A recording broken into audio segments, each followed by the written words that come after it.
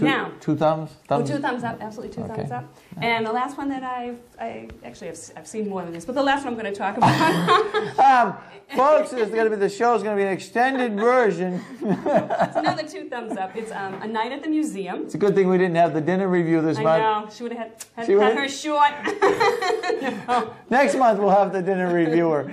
Well, you told me we had extra time, so I kept writing. Go ahead. A Night at the Museum is directed by 39-year-old Canadian Sean Levy, most noted for his family-friendly flicks Cheaper by the Dozen 1 and 2, Big Fat Liar, and this summer's atrocious, the Pink Panther remake. A Night at the Museum. No. A Night at the Museum follows the exploits of down on his luck, recently divorced dad Larry Daly, played endearingly and goofily by Ben Stiller, who, surprisingly, has become one of the movie industry's most bankable stars, with this film being the #5 grossing film of 2006. $364 million so far, and it is still out in the theaters. And that's just, domestic gross. Then it goes into DVD, and then it goes into international. I mean, this has the potential to make, $500,000, if not more, which is incredible. So to prove to his ex-wife that he's a good parent and suitable role model, he takes his first full-time job in a while and becomes the night security guard at New York's Museum of Natural History. On his first night alone, after being hastily trained by the 3 wise men of security services, played by a trim, virile-looking Dick Van Dyke, Dick Van Dyke. Yeah, he looks awesome. I can't believe. Oh, that's a name from the past. Isn't it? Wait till you see him. He looks incredible. Absolutely in great shape. Looks great. Also, there's a screeching, pugilistic Mickey Rooney and a cool, who I thought was dead.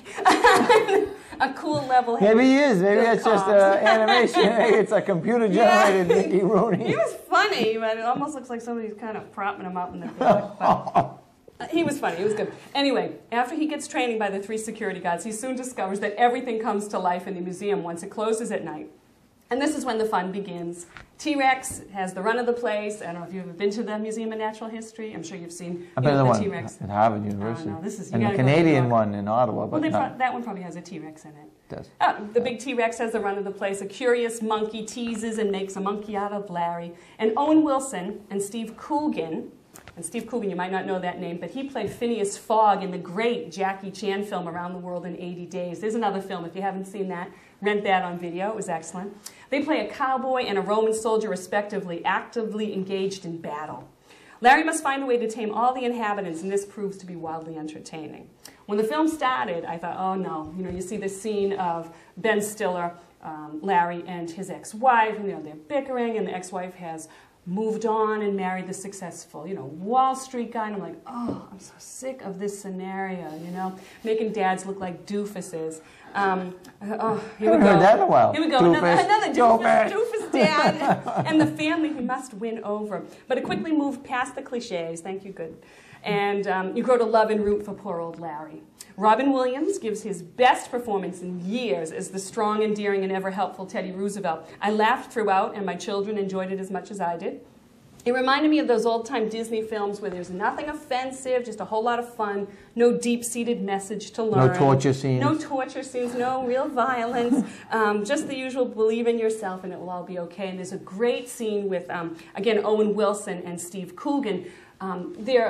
If you've ever been to the Museum of Natural History or any museum, they're in a display and they're only about this big because they're in a set, and Owen Wilson is the cowboy, so he's like in a little cowboy scene, and Steve Coogan is like a Roman soldier, so he's over here, and at night they come alive, and they're only this big, so there's a really great scene at the end where they get into a remote control car and go driving through Central Park. Absolutely hysterical. Probably, I was trying to think, what was my favorite film of the year now that Academy Awards time? Mm-hmm. Awards time is here, Grammys. Are you going? Yeah, oh yeah, I go every year. Actually, I hate... Maybe Talk of the Town will fly you out. I thought that's what you promised me. I'm going. I hate it. I hate the Academy Awards. I never watch it. I'll click through it, and I can't, because the movies that I want to win practically never win, except last year, Crash did win. If you haven't seen Crash, you definitely want to see that one. It was up against Brokeback Mountain. Actually, last year there was a lot of good movies. Crash, Brokeback Mountain, and I loved both of them, but I was glad that Crash won. But no, I don't watch them, but it is Academy Award time. That's coming up in a couple of weeks. So, I just looked back, and I said, wow, how many of the movies... out there. And I don't know if you guys know about this magazine, Entertainment Weekly, and I have to thank the Truax family for renewing my subscription for my birthday.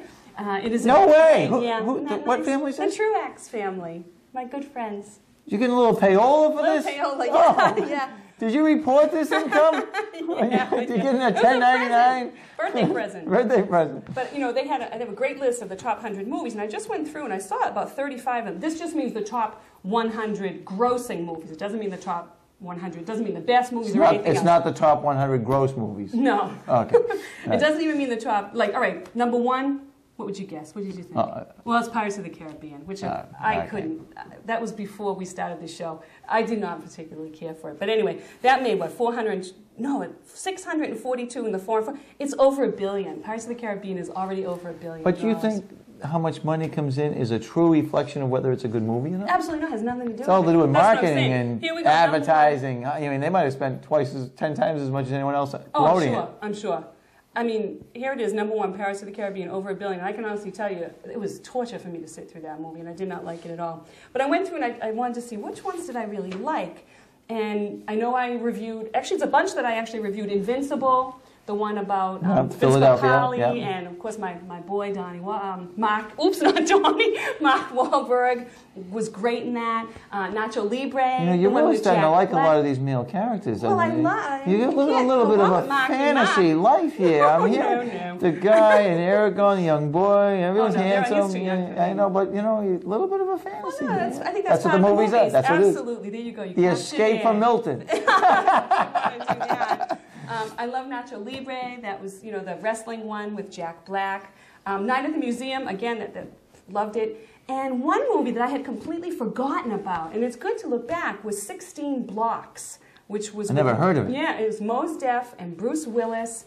And Bruce Willis, of course, is a cop again, what else? And Mos Def is... you know, this guy that he has to kind of protect through the streets, and that was a great movie. I don't think it made very much. Well, let me see. It must have made enough because it's on here. It made $63 million, which I guess is pretty good. I don't know, but if you haven't seen that, 16 Blocks, I highly recommend it. It's a great action movie, and yeah, that was on there. And I did ask the kids what they liked, and it ranged from Devil Wears Prada. The girls loved that. The Meryl Streep, Anne Hathaway. I think my wife and children saw it. I didn't see it. Talladega Nights was a big one with the kids. Jackass 2, TJ liked that. I didn't see that. I think that was it for that. Now, I just wanted do we have another minute? Or are we done? How much time? Hey, camera woman, how much time have we used on that thing? What, 30? 30 minutes? Oh, no. Well, just quickly, Best Picture. I think Letters from Iwo Jima is going to get it. Not a single picture. Babel, The Departed, Letters from Iwo Jima, Little Miss Sunshine, The Queen. I wouldn't pick any of them. Director, I think Scorsese's finally going to get it for The Departed. Although I think Paul Greengrass deserves it for United 93. Actor, it's going to be Ryan Gosling or Forrest Whitaker. Actress, I think, is going to be Helen Mirren. I think she's going to get it. Yeah, I won't get into the supporting people. But anyway. That's my picks. Half hour on movie review. Look at that. Next month, I'm telling you, it's going to go to an hour. I can just see it. We're going to forget all the other stuff. We're going to movie reviews only. But again, I'm kind of disappointed. I don't think any of the movies I don't think there were a whole lot of really good movies this year. I really don't. Well, The Night Museum, was that a 4 or 5 star? Oh, that's 5. That's a 5-star. But you know, that's never going to get nominated for an Academy Award. Oh, sure. Probably the best movie out there that I saw. Actually, I didn't even put it on. It was Borat. That was whacked, and that's certainly never. You talked about that last time, right? Yeah. I'll have to see that one. You have to see that. All right. I think we should do something like he did, but do it in Milton, you know, stop people and talk to them. Yeah, let's do that. And I think anybody out there that knows people at Dedham Community, give Brian a call. I think that would be fun, having our next show there. I think that would be a blast. Watch the movie and then we'll talk about it? Yeah. Well, that might be dangerous after wine and beer. Yeah. Folks, thank you once again. It's a pleasure having Eileen on the show. Pleasure to be here. And it's a pleasure having you visit with us. Thank you once again, and we'll see you again soon. Good night.